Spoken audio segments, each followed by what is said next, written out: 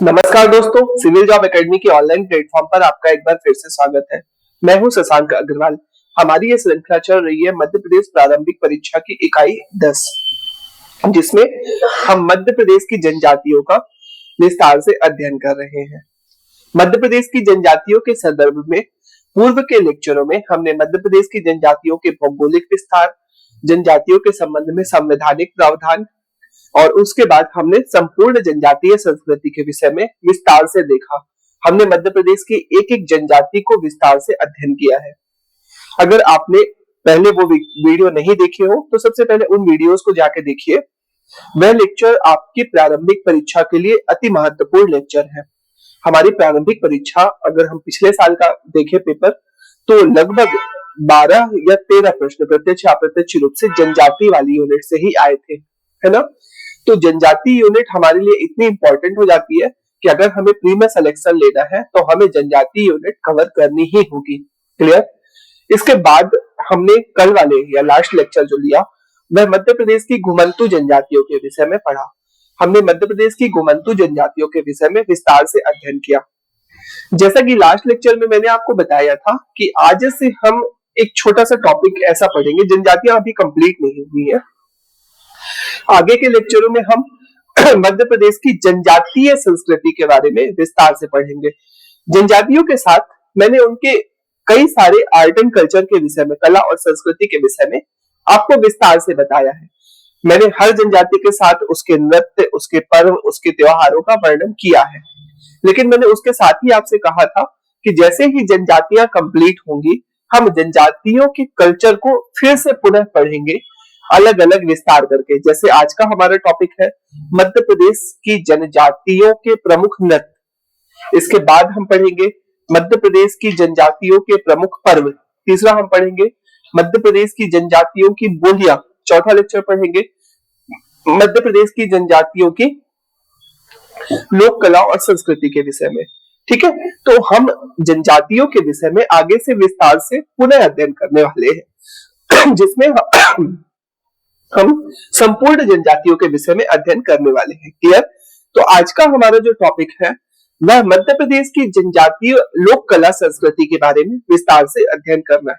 ठीक है, तो इसका पहला टॉपिक, तो आज का टॉपिक क्या है? मध्य प्रदेश की जनजातीय संस्कृति। इसके अंतर्गत हमें क्या क्या पढ़ना है? तो इसमें कुछ मैंने सिलेबस के अकॉर्डिंग, चूंकि सिलेबस में ऐसी रूप में लिखा हुआ है आपके, है ना, जनजातियों की परंपराएं, जनजातीय परंपराएं, जनजातियों की विशिष्ट कलाएं, जनजातियों के त्योहार और उत्सव, जनजातीय भाषा और बोलियां और साहित्य।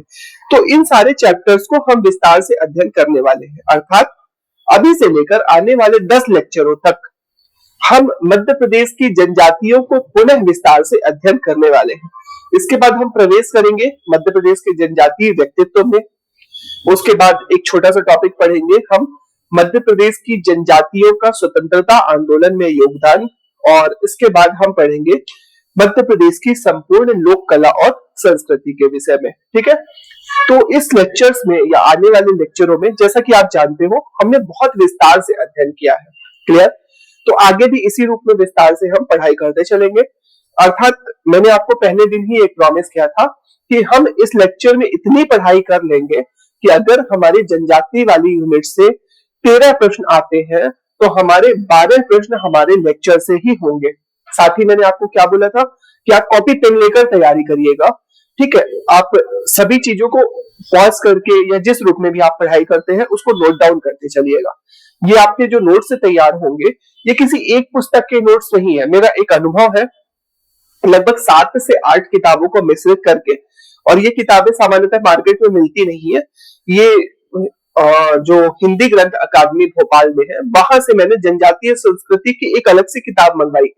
बड़ी मोटी सी किताब है जिसमें जनजातियों की आर्ट एंड कल्चर के बारे में विस्तार से दिया है, उसके विषय में। साथ ही मैंने मार्केट में चलने वाली कुछ पुस्तकों के रेफरेंस भी लिए हैं और सबको मिलाकर ये पढ़ाई की है और इसको लेक्चर को ले रहा हूं, है ना। तो इसमें क्या होगा, इसमें सबसे अच्छी बात ये होगी कि आपका जो तैयार होगा ना, इसके बाद आपको किसी पुस्तक को पढ़ने की आवश्यकता नहीं होगी। लास्ट में मैं आपको ऑब्जेक्टिव भी सॉल्व करवा दूंगा। हम परीक्षा के लिए सिर्फ लेक्चर में ही पूरी तरह से तैयार हो जाएंगे। तो चलिए शुरू करते हैं। आज का टॉपिक, जैसा कि मैंने आपको बताया, मध्य प्रदेश की जनजातीय लोक नृत्य बारे में है। तो जनजातीय लोक नृत्य लोक नृत्य पहली चीज तो एक सिंपल सा डेफिनेशन क्या होती है, किसे कहा जाता है लोक नृत्य। देखिए लोक नृत्य की कोई ऐसा परिभाषा होती नहीं है एग्जैक्ट। अगर आप आगे मेन से लिखोगे तो वहां पे आपको कुछ परिभाषाएं खुद गढ़नी पड़ेगी। तो लोक नृत्य की अगर हम परिभाषाएं गढ़ना चाहे, बनाना चाहे तो क्या हो सकती है, लोक नृत्य प्रायः ग्रामीण अंचलों में या क्षेत्रीय स्तर पर या जनजातीय समाजों में, अगर जनजातियों की बात करें तो जनजातीय समाजों में विभिन्न प्रकार के गीतों और वाद्य यंत्रों की सहायता से विभिन्न अवसरों पर अपने भाव भंगिमाओं का प्रस्तुतिकरण किया जाना ही लोक नृत्य कहलाता है। फिर से रिपीट करता हूं, विभिन्न अवसरों पर विभिन्न क्षेत्रीय स्तर पर, है ना। अगर लोक नृत्य ग्रामीण लोक नृत्य की बात करें तो ग्रामीण या क्षेत्रीय स्तर पर, जनजातीय लोक नृत्य की बात करें तो जनजातीय स्तर पर या जनजातीय समाजों में विभिन्न पर्व और उत्सवों पर, है ना। सामान्यतः किसी भी समय नहीं किया जाता लोक नृत्य, इसके कोई अवसर होते हैं या पर्व होते हैं या उत्सव होते हैं। तो पर्व त्योहारों के अवसर पर, विभिन्न खुशी के अवसर पर वाद्य यंत्र और लोक गीतों की सहायता से अपने भाव भंगिमाओं का प्रस्तुतिकरण किया जाना ही लोक नृत्य कहलाता है। अब जैसा कि हम जानते हैं हमारी मध्य प्रदेश की ना 21.1% जनसंख्या जो है जनजातियां हैं, और हमारे मध्य प्रदेश में कुल मिलाकर 43 प्रकार की जनजातियां निवास करती है। कितनी? 43 प्रकार की जनजातियां निवास करती है। हर जनजातीय के अपने विशिष्ट पहचान है, उसकी विशिष्ट संस्कृति है, अर्थात मध्य प्रदेश की हर जनजाति के अपने विशिष्ट लोक नृत्य है। क्लियर? तो हम उन्हीं लोक नृत्यों के बारे में पढ़ेंगे। अक्सर एग्जाम में जब सरल प्रश्न पूछे जाते हैं तो इसमें डायरेक्ट किसी एक लोक नृत्य का नाम लेकर पूछ लिया जाता है कि यह किस जनजातीय का लोक नृत्य है। ठीक है, कुछ लोक नृत्यों के विषय में एग्जाम में डिटेल से पूछा जाता है, जैसे कर्मा के बारे में डिटेल से पूछ लिया जाएगा, भगोरिया के बारे में डिटेल से पूछ लिया जाएगा, दहका नृत्य के बारे में डिटेल से पूछ लिया जाएगा कि यह नृत्य किस जनजाति का है, साथ ही साथ किन क्षेत्रों में किस अवसरों पर यह नृत्य किया जाता है, और इसके अतिरिक्त कोई अगर विशेष तथ्य है तो पूछा जाता है। ठीक है, तो चलिए शुरू करते हैं हमारी मध्य प्रदेश की जनजातियों के लोक नृत्यों के बारे में। ठीक है, तो पहला लोक नृत्य स्टार्ट करते हैं कर्मा। कर्मा के बारे में अगर आपने पहले सुना हो, कर्मा एक देवता होते हैं। ये मुख्य रूप से बैगा जनजाति का लोक नृत्य है। पहले तो किसका है? बैगा। हम जानते हैं मध्य प्रदेश में बैगा कहाँ निवास करते हैं, तो बैगा हमारे मध्य प्रदेश की एक विशेष पिछड़ी जनजाति है जो मध्य प्रदेश के पूर्वी भागों, है ना, मुख्य रूप से मंडला, डिंडौरी, बालाघाट, शहडोल, अनूपपुर, इन जिलों में दक्षिण पूर्वी भागों में निवास करती है। तो इस बैगा जनजाति का प्रमुख नृत्य है। जो कर्मा नाम कैसे पड़ा? तो एक देवता होते हैं जिसको कहा जाता है करम देवता। कौन से देवता? करम देवता। करम देवता के स्मृति में या करम देवता की पूजा करने के लिए किए जाने वाले नृत्य को कर्मा नृत्य के नाम से जाना जाता है। ठीक है, मध्य प्रदेश में कर्मा नृत्य ये सिर्फ मध्य प्रदेश में ही प्रसिद्ध नहीं है, ये भारत और विश्व प्रसिद्ध एक जनजातीय नृत्य है। इसका Guinness book of world record में भी नाम दर्ज है। ठीक है, तो कर्म की प्रधानता पर आधारित नृत्य या कर्म देवता की अवसर भादो माह में प्रारंभ होकर कार्तिक माह तक चलता है। ठीक है, इसे लोक नृत्यों का राजा कहा जाता है। मैंने बताया ना, यह मध्य प्रदेश के सभी जनजातीय लोक नृत्यों में अगर लिस्ट बनाई जाए सबसे पॉपुलर से सबसे कम पॉपुलर की ओर, है ना, सबसे प्रसिद्ध लोक नृत्यों से सबसे कम प्रसिद्ध लोक नृत्यों की ओर, तो मध्य प्रदेश में कर्मा नृत्य मध्य प्रदेश का सबसे प्रसिद्ध लोक नृत्य है। ठीक है ना। ये सिर्फ भारत ही नहीं पूरे विश्व में इसकी टोलियां होती है, और अक्सर आपने देखा होगा ये देश विदेशों में प्रदर्शन के लिए जाते हैं। आपको याद होगा, अगर आपने फैक्ट देखा हो, एक फैक्ट आपको बताता हूँ। पिछले साल का जो 26 जनवरी की परेड थी, इस साल की परेड का नहीं पता, 2025 का, 2024 की परेड में जिसमें मध्य प्रदेश की झांकी निकाली गई थी, मध्य प्रदेश की झांकी, है ना। आपने देखा होगा 26 जनवरी की परेड में कई प्रकार की झांकियों का प्रस्तुतिकरण किया जाता है, उसमें मध्य प्रदेश की झांकी लगाई गई थी, उसमें एक लोक नृत्य का प्रदर्शन किया जा रहा था, तो उसमें ही कर्मा लोक नृत्य का प्रदर्शन किया गया था। ठीक है, तो ये 26 जनवरी की झांकी 2024 वाला जो हुआ था ठीक है, उसमें कर्मा लोक नृत्य का प्रदर्शन किया गया था मध्य प्रदेश की सांस्कृतिक विरासत के रूप में। क्लियर। क्षेत्र कौन सा, तो जहां पे रहते हैं मंडला और गोंड, भैगांव के अतिरिक्त किस जनजाति में होता है, तो भैगांव के अतिरिक्त यह नृत्य गोंड और कोरकू जनजातियों में होता है। हालांकि यहाँ पे ध्यान देने वाली बात यह है कि जब हम लोक नृत्य, लोक पर्व या लोक उत्सवों की बात करेंगे तो गोंड और बैगा जनजाति में लगभग एक समान ही लोक पर्व, लोक उत्सव और लोक नृत्य है। अर्थात कर्मा नृत्य जितना फेमस बैगा जनजाति में है, उतना ही प्रसिद्ध कर्मा नृत्य किस जनजाति में है, गोंड जनजाति में है। अर्थात दोनों ही जनजातियों में कर्मा नृत्य प्रसिद्ध है। क्लियर। इसके अतिरिक्त कर्मा नृत्य के ना कई प्रकार भी होते हैं। सर्वाधिक शैलियां, प्रकार मतलब शैलियां अलग अलग मुद्राओं में किया जाता है। जैसे एक होता है लंगड़ा कर्मा, एक होता है झूमर कर्मा, एक होता है लहकी कर्मा, रागिनी कर्मा, ठाड़ा कर्मा, झरनी कर्मा। आप सब नाम देख लो, ऐसे कोई बहुत महत्वपूर्ण नहीं है। कर्मा की कई शैलियां प्रचलित होती है ना। और Guinness book of world record में दर्ज मध्य प्रदेश का पहला, कहा जाता है कि ये 2012 में ये Guinness book of world record बनाया गया था और इसमें मंडला में 1 लाख कर्मा जनजाति के युवक युवतियों ने मिलकर एक साथ नृत्य किया था। अच्छा, एक फैक्ट और बताता हूं मैं आपको, हालांकि ये अलग है। कर्मा नृत्य होता है ना जो, ये सिर्फ महिला करती है, लेकिन आपको इस नृत्य में ना महिलाओं के साथ पुरुष, इस चित्र में आपको महिला भी दिखेंगे और पुरुष भी दिखेंगे। ये कर्मा का ही चित्र है, लगभग ऐसा ही होता है ना। कर्मा नृत्य जो होता है ना, वह महिलाओं का होता है। और एक और नृत्य भी हम अगले पढ़ेंगे, इस नृत्य को कहते हैं सैला। ये नृत्य जो होता है पुरुषों का होता है और अक्सर कर्मा और सैला एक साथ किए जाते हैं। ठीक है, इसलिए आप इसको संयुक्त रूप से कर्मा ही कह दिया जाता है, जिसमें महिला और पुरुष एक साथ नृत्य करते हैं, है ना। इसको सिर्फ कर्मा नृत्य के नाम से भी कह देते हैं या इसको कर्मा सैला भी कह दे सकते हैं। ठीक है, तो कर्मा नृत्य जो होता है ना, वह सिर्फ महिलाएं करती है और सैला नृत्य जो होता है वह सिर्फ पुरुषों के द्वारा किया जाने वाला लोक नृत्य है। ठीक है, तो ये पहला नृत्य आपको समझ में आ गया। कर्मा, कर्म प्रधान पर आधारित, कर्म देवता की स्मृति में। अवसर कर्म तो है, तो यही भादो माह से लेकर कार्तिक माह में, है ना। हिंदी तिथियां तो आपको याद ही होंगी, चैत्र, बैसाख, जेठ, अषाढ़, सावन, भादो, फिर कुवार, फिर कार्तिक, फिर अगहन, पुष, माघ, फागुन, है ना। तो ये हिंदी तिथियों के अनुसार भादो माह से चालू होता है और कार्तिक माह तक होता है। क्लियर। ये मध्य प्रदेश का पहला लोक नृत्य हो गया कर्मा। कर्मा के बाद मध्य प्रदेश का अगला लोक नृत्य, है ना। मैंने बाद में लास्ट में अलग से एक लिस्ट दे दी है जनजातियां अलग करके कि किस जनजाति में कौन सा है। अभी संयुक्त रूप से मध्य प्रदेश के सभी महत्वपूर्ण नृत्यों को हम एक साथ पढ़ेंगे। लास्ट में मैंने एक लिस्ट में जनजातियों के नाम और उसके बगल में उनके नृत्य लिस्ट दे दी है, जहां पे आप एक साथ देख लेना। ठीक है, जैसे दूसरा नृत्य है दशहरा या ददरिया। जैसा कि नाम से स्पष्ट है, पहला चीज तो किसका है, तो बैगा आदिवासियों का नृत्य। किसका, बैगा जनजाति का लोक नृत्य, है ना, बैगा जनजाति का, है ना। दशहरा और ददरिया क्रम से सामाजिक व्यवस्था के कलात्मक प्रेम संबंधों की भावना पर आधारित है ना। दशहरे के अवसर पर, दशहरे के अवसर पर किया जाने वाला नृत्य दशहरा और किसी भी खुशी के अवसर पर, किसी भी खुशी, है ना, इसका कोई बहुत अवसर नहीं होता ददरिया नृत्य का। अक्सर दशहरा और ददरिया की जो मुद्राएं होती है वह एक समान होती है, इस कारण इसे दशहरा और ददरिया एक साथ पढ़ा जाता है।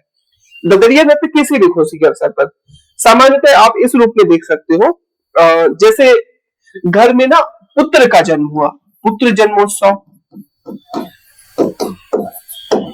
विवाह, मुंडन इत्यादि किसी भी अवसर पर, पुत्र जन्म हुआ, विवाह हुआ, मुंडन हुआ इत्यादि किसी भी अवसर पर, है ना, जनजातियों द्वारा किया जाने वाला जो नृत्य होता है, इसमें क्या होते हैं, महिलाएं और पुरुष ऐसे कतारबद्ध रूप से या गोल बनाकर आपस में खड़े हो जाते हैं और एक दूसरे को बधाई देते हुए नृत्य करते हैं। तो कहा जाता है कि सामाजिक व्यवहार और यह प्रेम संबंधों पर आधारित नृत्य होता है। तो ददरिया नृत्य वही क्षेत्र, तो वही जहां पे बैगा आदिवासी रहते हैं, तो क्षेत्र आपको ऐसे याद करने की जरूरत नहीं है। आपने चूंकि जनजातियां बहुत विस्तार से पढ़ रखी है, तो जनजातियां चूंकि अपन ने विस्तार से पढ़ रखी है, तो जिस जनजाति का उसी जनजाति क्षेत्र में, तो मंडला क्षेत्र का ये नृत्य। इसके अतिरिक्त ये जो ना नृत्य जो है बैगाओं के अतिरिक्त गोंड जनजाति में भी प्रसिद्ध है।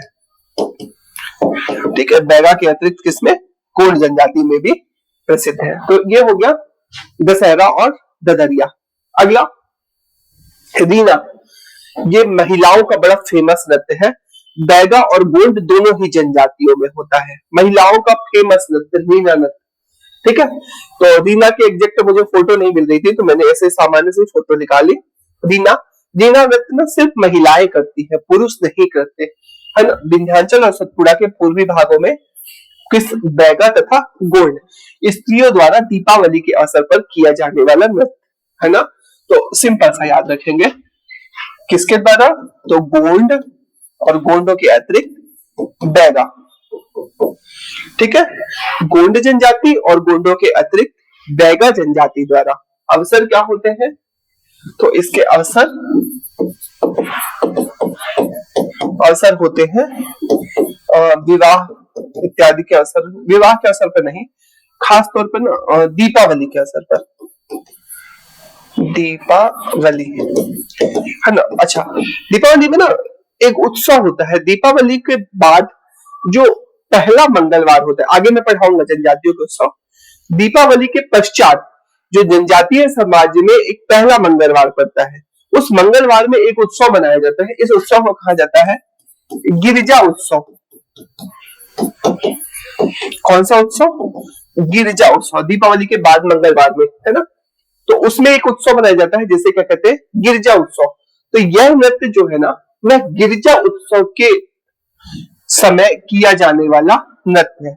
और ध्यान देने वाली बात वही स्टार्टिंग में मैंने, यह सिर्फ महिलाओं का नृत्य है। यह नृत्य सिर्फ किसका नृत्य है, महिलाओं का नृत्य है, पुरुष इस नृत्य को नहीं करते। तो तीसरा नृत्य आपको याद रहेगा, रीना। ठीक है, सारे सबसे पहले इंपॉर्टेंट नृत्य हम करेंगे, फिर बाद में एक लिस्ट आपको दिखा देंगे। ठीक है, तो पहला नृत्य हमने क्या किया, कर्मा। कर्मा भी गोंड बैगा का। फिर दशहरा ददरिया, ये भी गोंड बैगा का। रीना नृत्य, यह भी गोंड बैगा का। ठीक है, चौथा लहंगी। अब आते हैं लहंगी। लहंगी एक विशेष प्रकार की पोशाक होती है जो राजस्थान में पहनी जाती है। एक विशेष प्रकार का पोशाक, या इसको हम वस्त्र या कपड़ा कह सकते हैं ना, एक विशेष प्रकार का। तो मध्य प्रदेश में वे जनजातियां जो राजस्थान से मध्य प्रदेश आई हैं, दो जनजातियां मध्य प्रदेश में आई है राजस्थान से, याद होगा आपको जनजातियां पढ़ाते। पहली सहरिया, है ना, सहरिया का सहबाग के जंगल, सहरा ना कोटा के पास है। मैंने आपको सहरिया पढ़ाते समय बताया था, सहरिया जनजाति मूल रूप से राजस्थान है, तो वहां से विशेष पोशाक लहंगी लेकर साथ में आई। दूसरी है एक कंजर जनजाति, जो कल की क्लास में मैंने घुमंतु जनजातियों में बताया था। यह दोनों जनजातियां राजस्थान से लगे जिलों में मध्य प्रदेश में रहती हैं, और इन दोनों ही जनजातियों में एक नृत्य होता है। इस विशेष पोशाक के कारण ही इस नृत्य को लहंगी नाम से जाना जाता है। तो कंजर, इसके अतिरिक्त दोनों बंजारा और सहरिया लोगों का नृत्य है। कहां पे होता है, तो वही क्या मैं बोला, राजस्थान से लगे जिले, है ना। ग्वालियर अंचल, ये राजस्थान से लगे जिले जितने हैं ना, श्योपुर मुरैना, भेड़ नीचे श्योपुर मुरैना, नीचे ग्वालियर शिवपुरी, फिर राजगढ़, फिर यहाँ पे उज्जैन, नीमच, मंदसौर, मालवा, ये सारे जो क्षेत्र है ना राजस्थान की सीमा के आसपास वाले क्षेत्र, इन्हीं क्षेत्रों में यह नृत्य किया जाता है। कब होता है, श्रावण मास में किया जाता है। और श्रावण मास में, है ना, पुरुष प्रधान नृत्य किसका है, तो जनजाति कौन सी हो गई, सहरिया। सहरिया के अतिरिक्त बंजर, बंजारा और फिर कंजर। ठीक है, इन जनजातियों द्वारा यह नृत्य किया जाता है, ध्यान रहा। फिर पुरुषों के द्वारा किए जाने वाला नृत्य है, अर्थात यह नृत्य जो है पुरुष प्रधान नृत्य है। ठीक है, बस हो गया। अवसर क्या होते हैं, तो श्रावण मास में किया जाता है।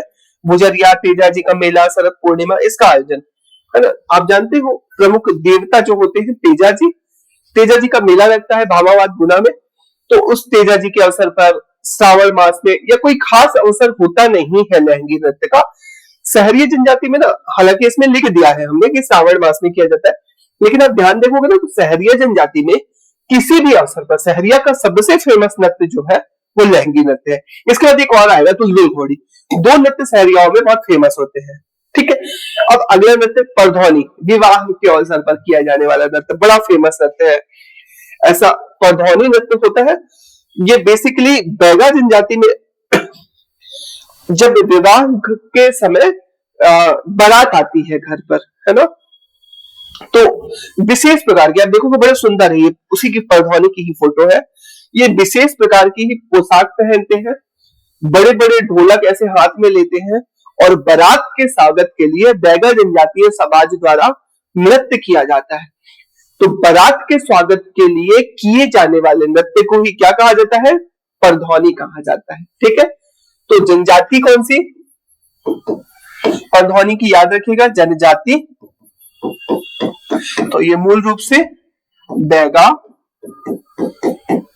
और बैगा के अतिरिक्त गोंड आदिवासी उधर कब किया जाता है? तो अवसर,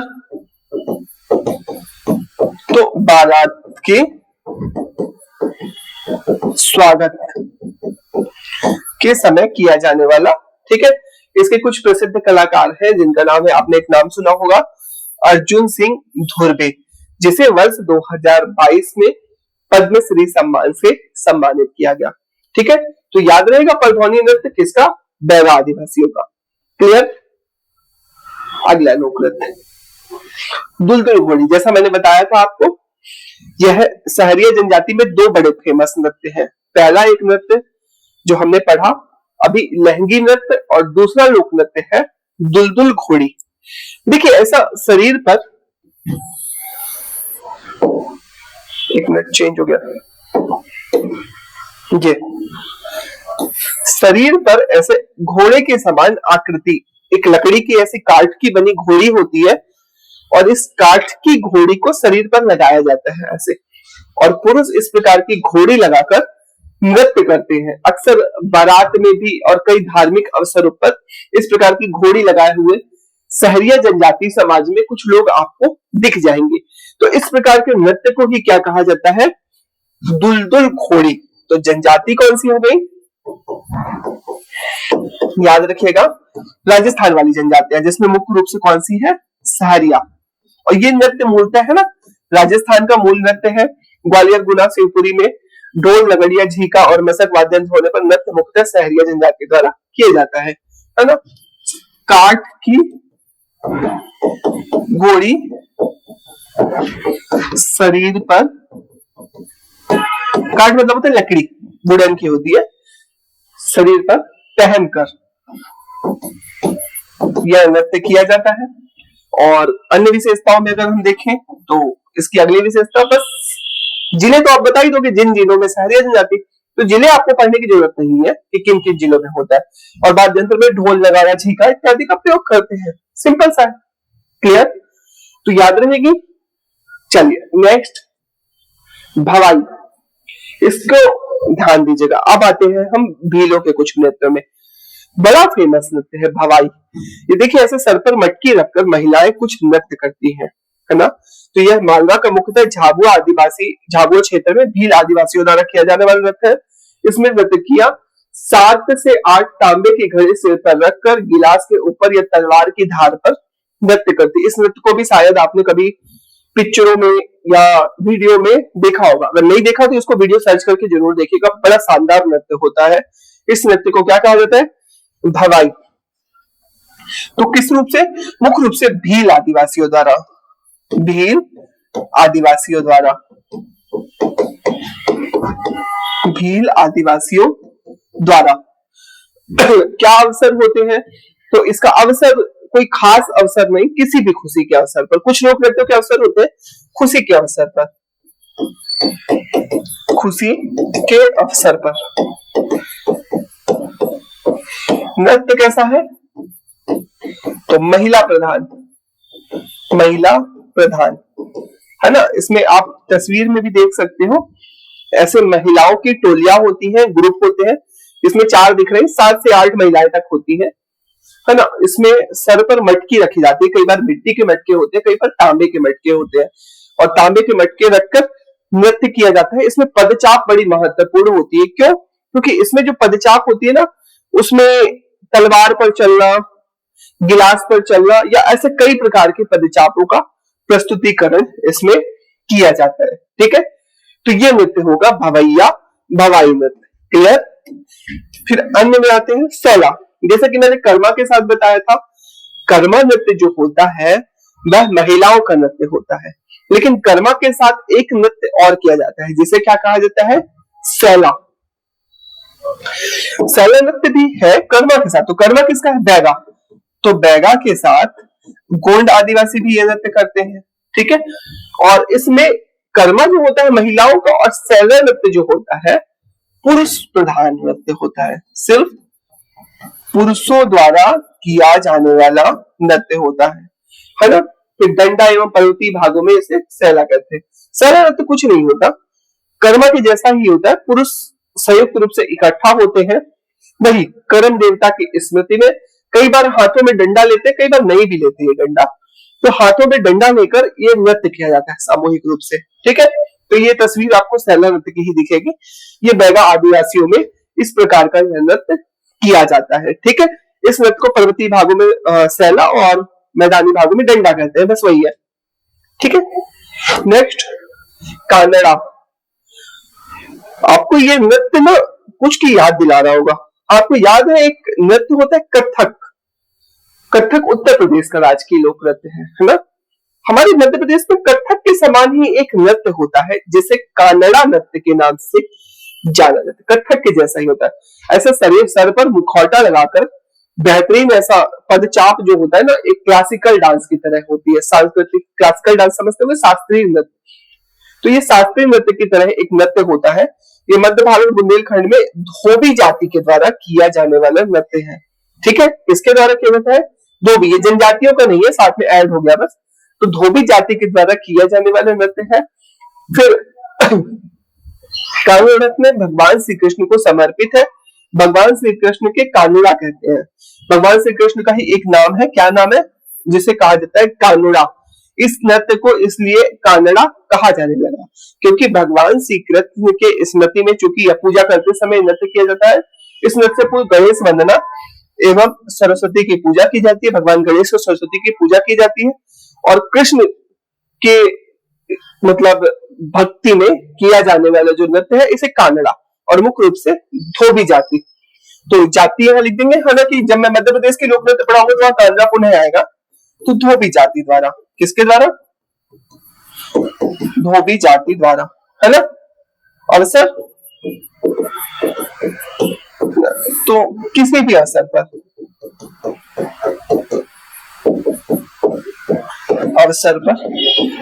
अक्सर गणेश चतुर्थी का जो समय होता है ना, उस समय ये नृत्य, लेकिन इसके अलावा भी किसी भी अवसर पर यह नृत्य हो जाता है। भगवान कृष्ण की स्मृति में किया जाने वाला नृत्य जो है उसे क्या कहते हैं? कानड़ा। ठीक है, याद रहेगा। नेक्स्ट पूजा नृत्य। अब ध्यान दीजिएगा, पूजा नृत्य जो है यह जनजातियों में गोंड, बैगा और तीसरे नंबर पे कई बार उराव जनजाति का नाम भी मिलता है, वही क्षेत्र की जनजाति है। तो गोंड और बैगा जनजातियों द्वारा एक प्रकार का नृत्य होता है जिसे पूजा नृत्य कहा जाता है। क्या होता है? धार्मिक आस्था से प्रेरित होकर गोंड उराव जनजाति द्वारा किया जाने वाला नृत्य। बैगा नाम नहीं लिखा, बैगा में भी होता है ये, है ना। तो गोंड, उराव और बैगा जनजाति में होता है ना। इस नृत्य में ज्येष्ठ मास में बिदरी पूजा का उत्सव एवं रायगढ़ क्षेत्र में उराव जनजाति चैत्र माह में सैला साल पूजा होती है। कुछ नहीं होता, सिंपल सा है। हम जानते हैं, मैंने बैगा जनजाति में पढ़ाया था आपको कि जनजातीय समाज ना, और मुख्य रूप से बैगाओं में टोटम प्रथा होती है। टोटम प्रथा, इस टोटम प्रथा के तहत मुख्य रूप से साल वृक्ष की पूजा की जाती है। किसके? साल के पेड़ की पूजा की जाती है। तो साल के पेड़ की चूंकि पूजा करते हैं, तो साल के पेड़ की पूजा करते हुए जनजातीय समाज, मुख्य रूप से कौन सी जनजाति? तो जनजाति गोंड, बैगा और उरांव जनजातीय समाज द्वारा किया जाने वाला जो नृत्य है उस नृत्य को ही क्या कहा जाता है, पूजा नृत्य के नाम से जाना जाता है। ठीक है, ध्यान दीजिए मैंने जो ये अरेंज किया है ना, सबसे इंपॉर्टेंट से धीरे धीरे कम इंपॉर्टेंट की ओर, तो आप पहले से डिटेल करते करते शॉर्ट में और फिर लास्ट में लिस्ट में हम पूरे नृत्य एक साथ देख लेंगे। ठीक है, तो वैसे ही पढ़ रहे हैं। तो पूजा नृत्य हो गया। पूजा के बाद भड़म, ये नृत्य बड़ा फेमस नृत्य है। भड़म भारिया जनजाति का एक बड़ा फेमस, भारिया में दो ही नृत्य तो बहुत जाने जाते हैं, एक भड़म और एक सैतम। ठीक है, तो भारिया जनजाति में भड़म और इसके अतिरिक्त भीलों में सिर्फ भड़म होता है। तो भड़म नृत्य जब हम अकेले पढ़ते हैं, ध्यान दीजिएगा, तो ये भीलों का होता है, लेकिन हम फिर से इसको भी बताएंगे। भड़म के साथ सैतम जब होता है तो भड़म सैतम के नाम से किसे जाना जाता है, ये भारियाओं में जाना जाता है। ठीक है, तो दोहा नृत्य को भील नृत्यों में गजरा भी कहा जाता है, भड़म को डोहा भी कहते हैं। ठीक है, डोहा नृत्य में कार्तिक अमावस्या के दिन स्त्रियों द्वारा इस प्रकार का नृत्य किया जाता है, जिसे डोहा नृत्य के नाम से भी जाना जाता है। हालांकि आप इसको ना भड़म ना याद रख के डोहा याद रखें, क्योंकि भड़म से जो कंफ्यूजन अक्सर होता है ना, वो भारियाओं में होता है, क्योंकि भड़म सैतम जो होता है ना मूल रूप से भारियाओं का ही नृत्य है ना। भीलों में इसे डोहा नृत्य के नाम से जाना जाता है, जो कार्तिक मास की अमावस्या के दिन महिलाओं के द्वारा किया जाता है। ठीक है, नेक्स्ट भड़म है ना, तो ये पूरा आ गया, इसको भड़म सैतम कहते हैं, है ना, भड़म सैतम, ये याद रखिएगा। ठीक है, तो भड़म सैतम क्या है, तो ये है भड़म सैतम। भड़म सैतम बड़ा फेमस नृत्य है। भारियों में एक ही नृत्य है जो अक्सर पूछा जाता है, कौन सा, भड़म सैतम। छिंदवाड़ा एवं जबलपुर में भारिया जनजाति द्वारा भड़म नृत्य का प्रचलन है, जो अपनी खुशी का इजहार करने के लिए करते हैं। इस नृत्य के अन्य नाम में बुन्नुशाही, भरनी, भरनई, भरनोही अथवा मंगल नृत्य कहा जाता है। कुछ नहीं है, सिंपल सा होता है, भारिया आदिवासी द्वारा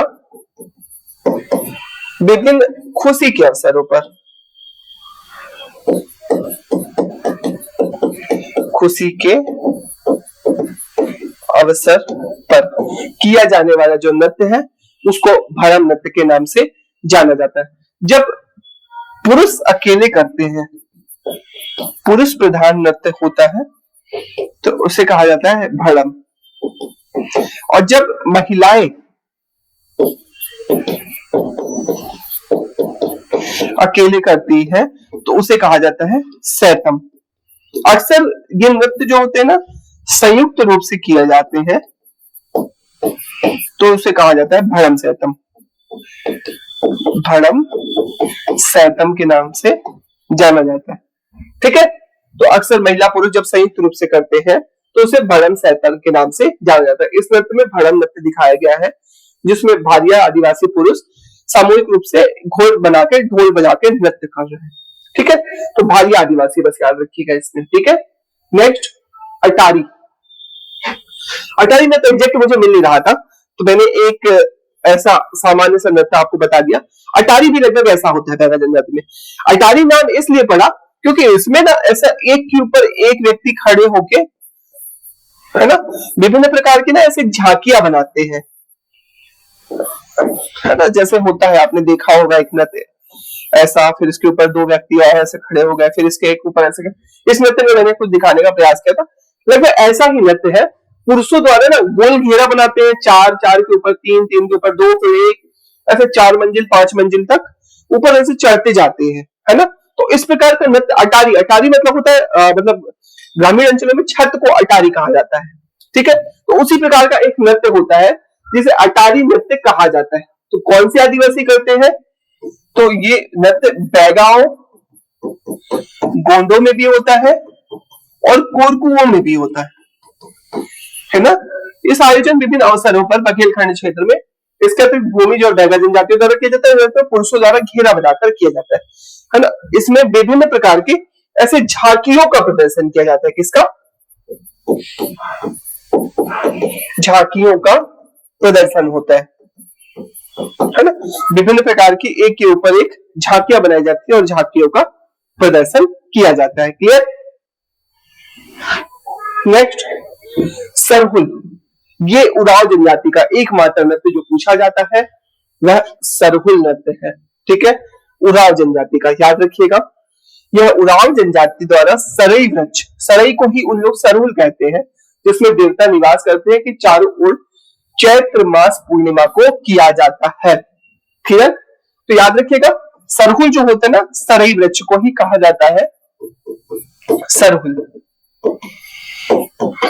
सरहुल, अभी हम जनजातियों के एक पर्व भी पढ़ाएंगे।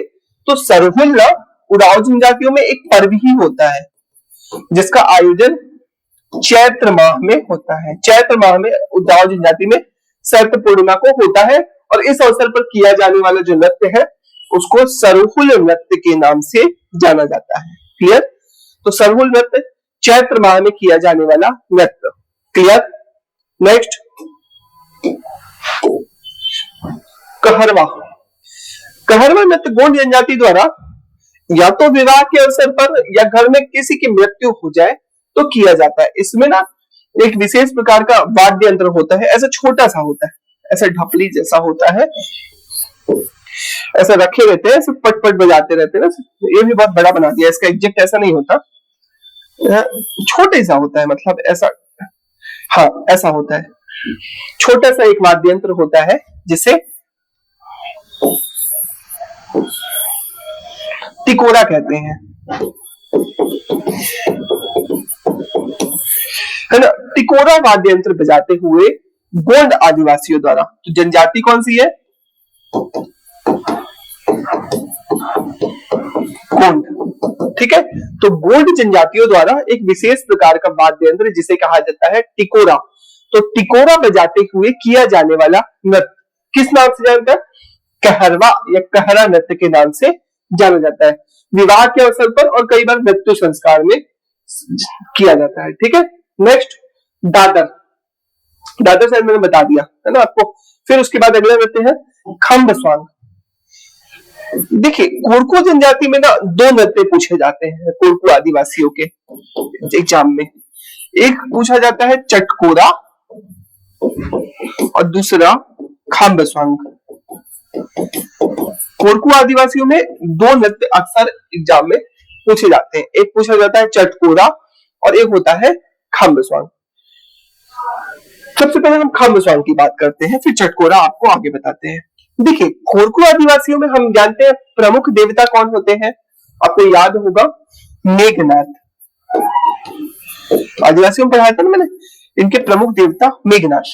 क्या होता है, जनजातीय समाज में मेघनाथ की स्मृति में, क्या मेघनाथ की स्मृति में ना गांव में एक चबूतरा होता है कोरकू आदिवासियों का। मैंने बताया था ऐसे घोड़े के नाल के समान एक ऐसे घर होते हैं, यहाँ पे ऐसे घर बने होते हैं कोरकू आदिवासियों के पर्वतीय क्षेत्रों में, और इसमें बीच में एक चबूतरा होता है। यहाँ पे एक खंबा गाड़ा जाता है, इस खंबे को कहा जाता है मेघनाथ। मेघनाथ, इसकी पूजा की जाती है, और इसकी पूजा करने के बाद, जैसे ये देखिए खंबा, मैंने खंबा के हिसाब से बना दिया, खंबा गाड़ा जाता है और इसकी पूजा की जाती है। इसके चारों ओर बढ़िया साज सज्जा से कर देते हैं और एक नाटक प्रस्तुत करते हैं, नृत्य प्रस्तुत करते हैं। तो इसके चारों ओर किया जाने वाला जो नृत्य है इसको ही कहा जाता है खम्ब स्वांग। तो खम्ब स्वांग किस जनजाति का फेमस है? तो खम्ब स्वांग जो फेमस है वह कोरकू आदिवासियों का फेमस है। क्लियर। नेक्स्ट, डहका। कोल जनजाति में एकमात्र नृत्य जो पूछा जाता है वह है डहका नृत्य, कोलों का। कोल, खास बात क्या होती है इस नृत्य में ना, ये बहुत द्रुत गति से, द्रुत या द्रुत मतलब समझते, बहुत फास्ट, स्पीड, बहुत तेज गति से, स्पीड में तेज गति से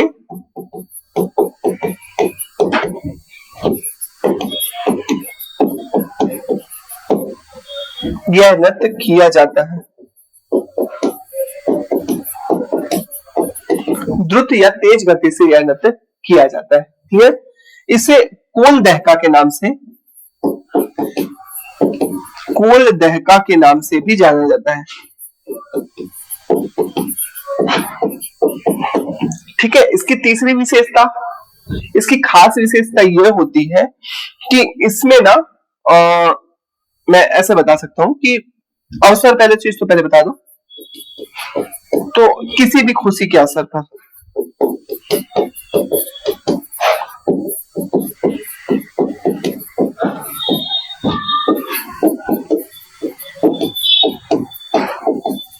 किसी भी खुशी के अवसर पर यह नृत्य किया जाता है। और इसकी चौथी विशेषता, यह नृत्य जो होती है ना, इसकी पदचाप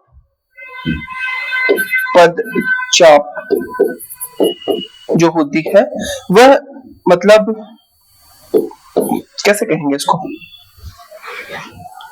शास्त्रीय परंपराओं की होती है, ऐसा कह सकते, शास्त्रीय परंपरा तरह, शास्त्रीय नृत्य के समान, ऐसा लिख सकते हैं, के समान होती है, शास्त्रीय नृत्यों के समान इनकी पदचाप होती है। ठीक है, ये इसकी कुछ विशेषताएं हैं। बहुत तेज गति से कोल जनजाति में प्रचलित है, इसलिए कोल दहका के नाम से।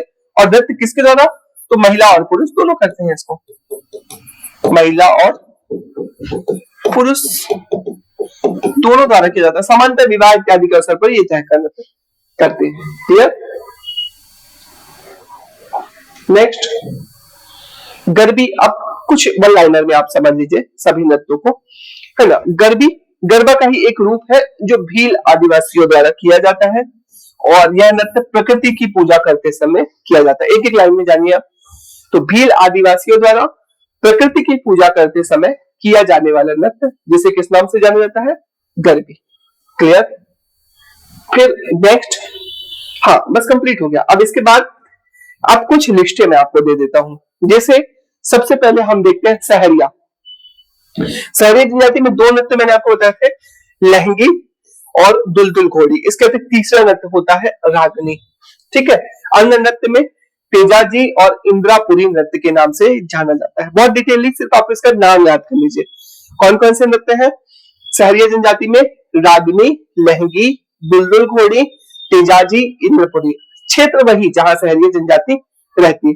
तो रागनी, लहंगी, दुलदुल घोड़ी, ठीक है, फिर तेजाजी और इंद्रपुरी। नेक्स्ट, कर्मा। अच्छा, बैगाओं में, तो बैगाओं में मैंने बताया ढेर नृत्य हैं। बैगा के साथ साथ जितने नृत्य बैगाओं में है ना, ये सारे के सारे गोंड जनजातियों में भी होते हैं। सबसे फेमस है कर्मा। कर्मा के बाद मैंने बताया परधौनी, है ना। परधौनी के बाद रीना, बिमला, है ना। फिर उसके बाद बिमला नहीं होता है, एक्चुअली बिलमा भी होता है, इसको बिलमा नाम होता है, बिलमा। फिर सजनी, दीवानी, सुआ, सैला, ददरिया, घोड़ी, पैठाई, फाट, बैगानी। सिर्फ नाम याद कर लीजिए इनके, है ना। कोई अलग से आपको इतने डिटेल में जाने की जरूरत नहीं है, नाम याद कर लीजिए। कर्मा, परधौनी, रीना, बिलमा, सजनी, दीवानी, है ना, सुआ, सैला, ददरिया, और वही घोड़ पैठाई, फाग, बैगानी, ये सारे नृत्य हैं। क्लियर। इसका स्क्रीनशॉट ले लीजिएगा, आप इनको याद कर लीजिएगा। ठीक है। नेक्स्ट, कोरकू। कोरकुओं में है चटकोरा, ठीक है, ढांढल, फिर उसके बाद झेड़ा, चाचरी, गादली, खम्ब स्वांग, ढाडिया, अटारी, देव दशहरा और खम्ब नाच। वही है, खम्ब स्वांग को ही कहते हैं। तो कौन कौन से, चटकोरा, फिर उसके बाद ढांढल, फिर झेड़ा, चाचरी, गादली, खम्ब स्वांग, ढडिया, अटारी, देव दशहरा। फिर भारियाओं में भड़म और सैतम। सैला विधा तो ये होती है। फिर गोंडों में कर्मा, सैला, गेंडी, गोचो, बूदम।